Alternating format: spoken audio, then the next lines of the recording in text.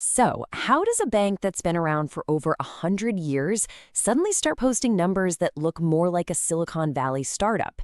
Well, that's exactly what we're diving into today. We're going to deconstruct an absolutely incredible quarter from the Latin American financial giant Credicorp.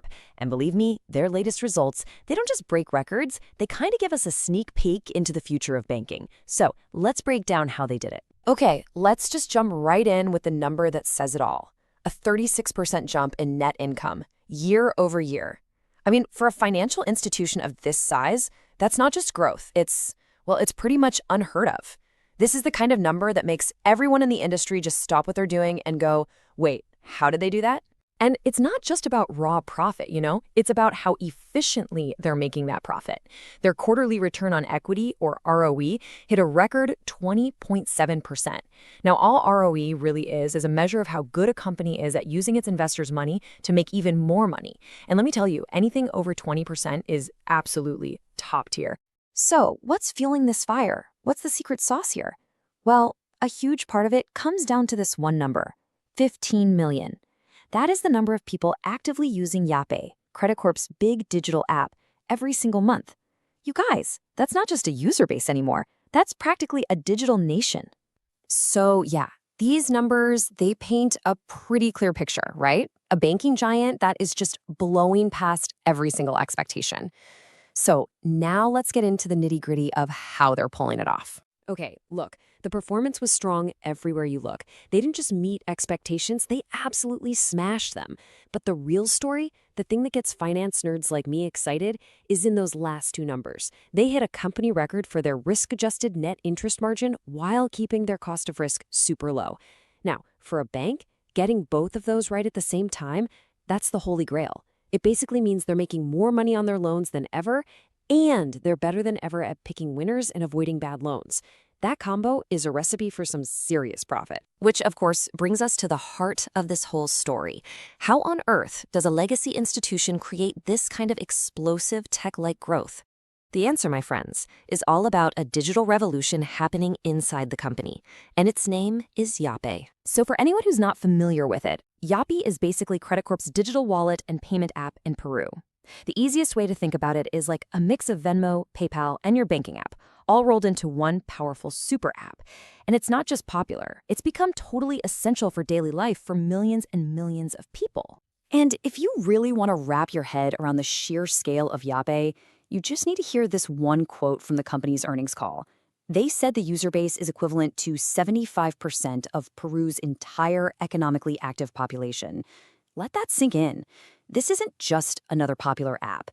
It has literally become a core piece of the country's financial plumbing. But look, having a huge user base is one thing, right?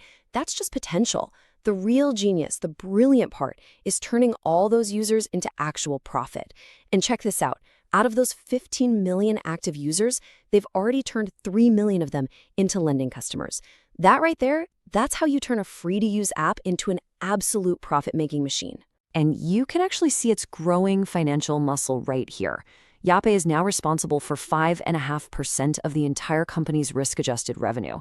Now, I know 5.5% might not sound like a huge number at first glance, but for an innovation project, something new inside a massive old-school institution, that is a huge deal.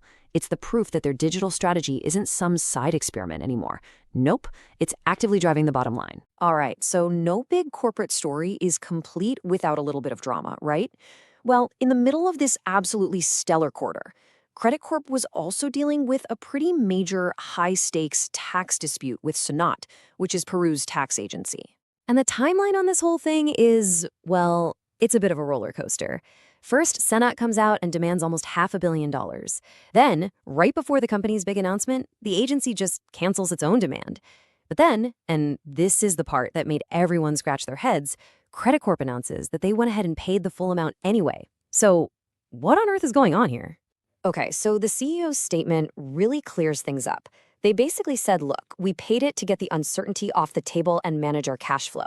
But, and this is the key part, they are still fighting the charge in court. They're super confident they're going to win the case and get all that money back. It's really just a smart, practical move to control the situation on their own terms. So what's the bottom line here, especially for shareholders? It's pretty simple. Because of that big cash payment, there won't be any special one-off extraordinary dividend this year. But, and they made this crystal clear, their normal, regular dividend policy. That's not changing one bit. It remains completely intact. Okay, so let's zoom out and look at the really big picture here. This amazing quarter, it wasn't a fluke. It's not a one-off. It's actually a massive signal about Credicorp's long-term game plan, which is this huge pivot from being just a traditional bank into a full-blown, tech-driven financial ecosystem. And really, the difference between their past and their future is like night and day.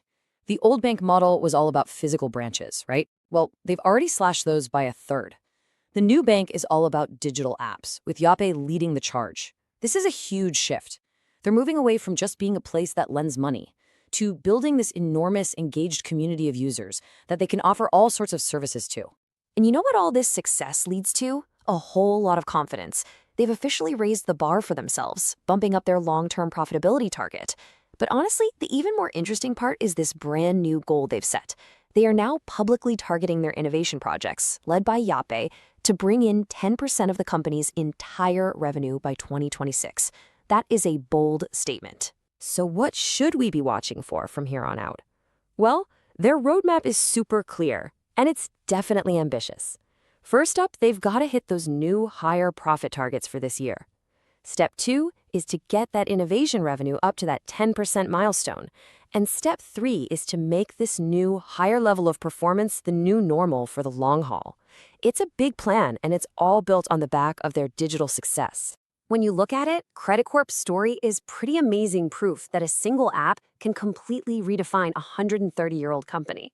It really highlights this massive shift we're all living through, from physical bank vaults to digital wallets. And it kind of leaves you with this one big question, right? As we all manage more and more of our lives on our phones, maybe the future of banking isn't a building you walk into anymore. Maybe it's something you're already holding in your hand.